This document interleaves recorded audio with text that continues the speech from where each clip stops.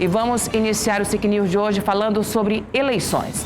Este ano é de eleições municipais e os interessados na disputa devem ficar atentos aos prazos para o afastamento de cargos e funções públicas. As eleições municipais se aproximam e já começou a corrida para a disputa pelos cargos de prefeito, vice e vereador. Por isso, quem deseja se candidatar precisa estar atento aos prazos de desincompatibilização, ou seja, o afastamento obrigatório de cargos ou funções públicas. A desincompatibilização é um mecanismo, da lei eleitoral para que aquele indivíduo que quer ser candidato renuncie o cargo que ele tem de muita visibilidade. Geralmente cargo público, Então, o indivíduo, para que ele não tenha uma prevalência, uma vantagem no jogo eleitoral. Exemplo disso é o caso do indivíduo que tem cargo público, ele tem acesso a muitas pessoas ao mesmo tempo, E, por exemplo, um outro candidato não tem essa mesma visibilidade. O especialista explica que o afastamento pode ou não ser necessário. Ele destaca prazos para o desligamento de algumas funções e cargos. Dirigentes de sindicatos, por exemplo, têm 4 meses para se afastarem da função. Em regra, para quem vem para a reeleição, não existe. Mas para ministros, secretários municipais, nesse caso, esses cargos políticos, esses cargos públicos, eles precisam ser desincompatibilizados em 6 meses.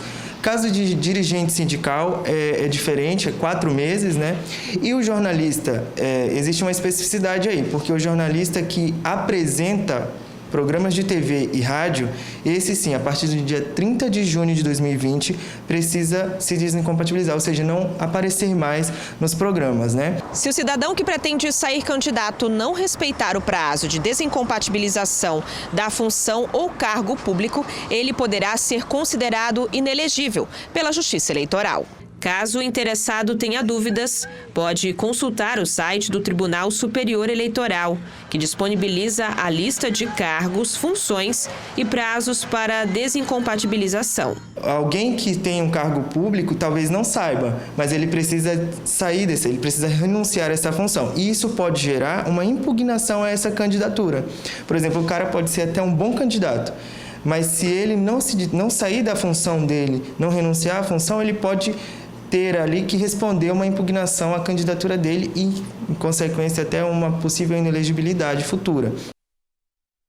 Olha aí, doutor Danilo Henrique contribuindo com a gente, colaborando com a gente, trazendo informações importantes, especialmente para os candidatos, para os partidos políticos, para os dirigentes partidários, porque a lei ela é vasta, ela tem artigos e mais artigos.